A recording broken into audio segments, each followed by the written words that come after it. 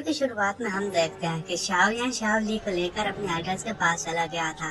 जैसे वो वहाँ पर पहुँचता है और उन लोगों को बताता है कि ये है मेरा भाई शाओली और मैं चाहता हूँ कि ये आपके साथ ही रहे। इस पर एल्डर्स वो फिर आगे बढ़ते हैं और यही बताने लग गए थे, ओ अच्छा तो तुम इसके भाई हो। और वो यही बताने लग गया था कि शाओलियान ने हमारे क्लान की मदद की थी, उसने कनान कॉलेज को बचाया था और तुम तो इसके सेकंड ब्रदर हो, तो इसलिए तुम्हें तो बचाना ही था। और ऊपर से तुम टेंशन मत लो, शाओलियान ने हम पर बहुत बड़ा एहसान किया हुआ, तो उसके बदले में हम तुम्हें यहाँ पर रखेंगे, तुम्हारी हिफाजत करेंगे। शाओलियान इसके लिए एल्डर सो को थैंक्स कहता है। फिर एल्डर सो ये बताने लग गया था कि मैं चाहता हूँ कि शाओली अपने लोगों को लेकर कनान कॉलेज में आ जाए, वहाँ पर एक मीटिंग होने वाली है।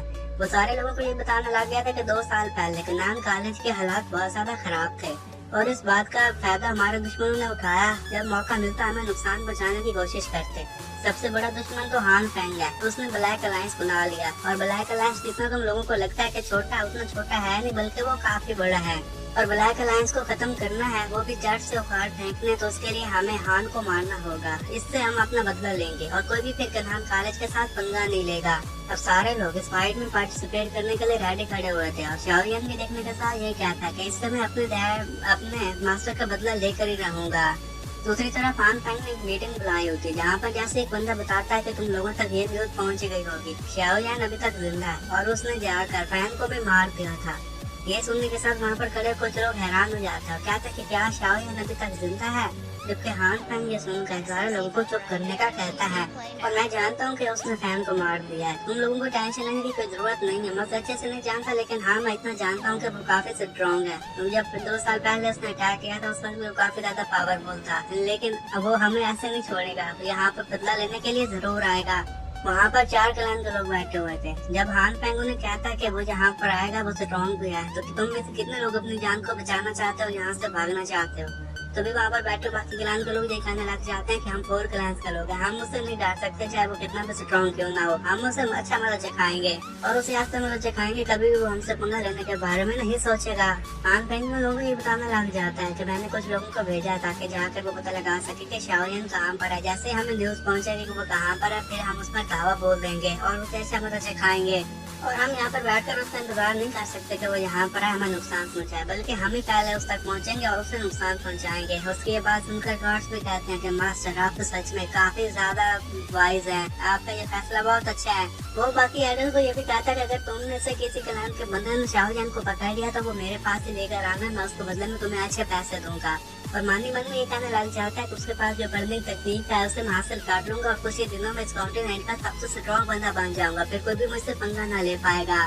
तभी उन्हें बाहर से कुछ आवाज सुनाई देने लग जाती है। सारे लोग एक दफा तो बिल्कुल घबरा गए थे और पूछते हैं कि बाहर क्या चल रहा है। गोल्ड एंड सिल्वर अपनी जगह पर खड़े होते हुए उनको ये बताने लग जाते हैं कि मेरे ख्याल में यहाँ पर हमारे पुराने दोस्त आ चुके हैं। और वहाँ पर एक बूढ़ा सा एल्डर बैठा हुआ था और वो ये बताने लग जाता है, अच्छा तो ये कनान कॉलेज के लोग होंगे, पिछली दफा भी हमने इनको अच्छा मत चखाया था, इस बार फिर आ गए हैं तो इन्हें अच्छा मत चखाएंगे। ये ऐसे ही वापस नहीं जा सकते, इन्हें ऐसा मत चखाएंगे कि कभी यहाँ की तरफ का रुख भी ना करें।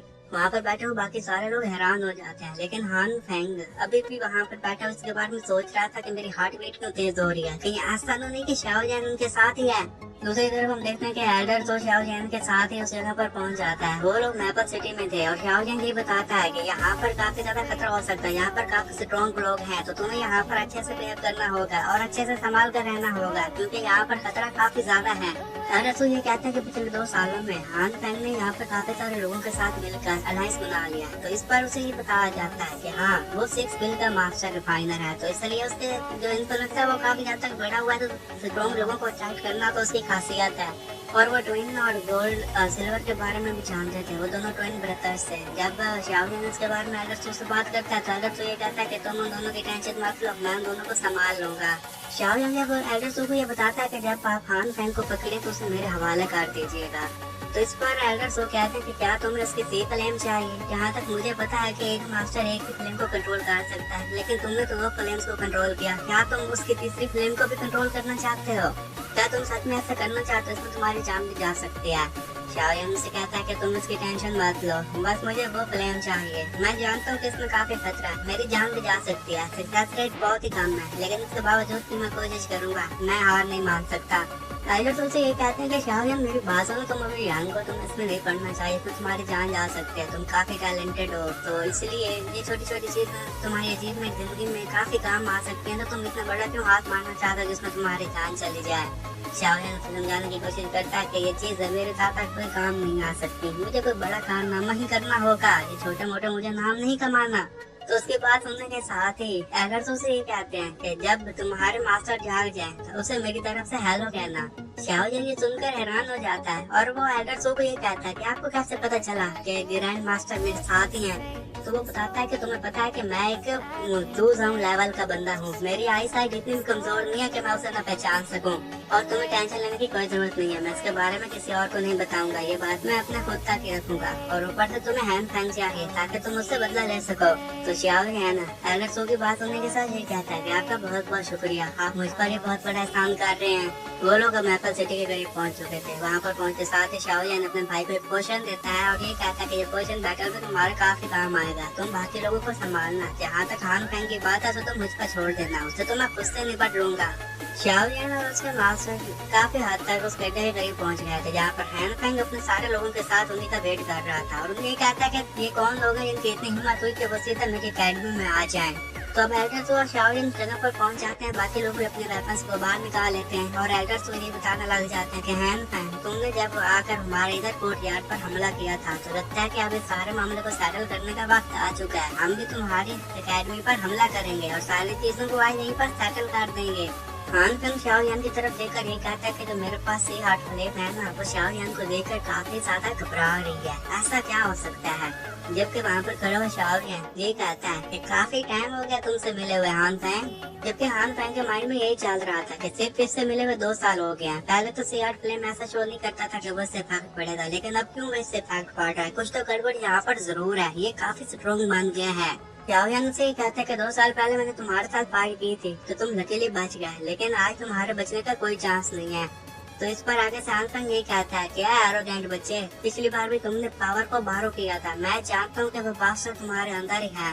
तो शाओलिन से ये कहता है कि आज मैं अपनी ही पावर का यूज करूंगा और जो कुछ टीचर ने बदला लेना था उसके तरफ से मैं तुमसे बदला लूंगा। हान फैंग ये कहने लग जाता है कि आज तुम्हारा मैं ना ये पक्का साफ कर दूंगा, आज तुम्हें मुझसे कोई नहीं बचा पाएगा। वहाँ पर खड़े कुछ लोग इसी के बारे में बात करने लग जाते हैं कि अगर हान फैंग और शाओलिन का नेचर ये क्या, इसका मतलब है कि ये दोनों तो ब्रदर्स होने चाहिए ना, तो फिर ये दोनों आपस में फाइट क्यों कर रहे हैं, दूसरे के दुश्मन क्यों बने हुए हैं।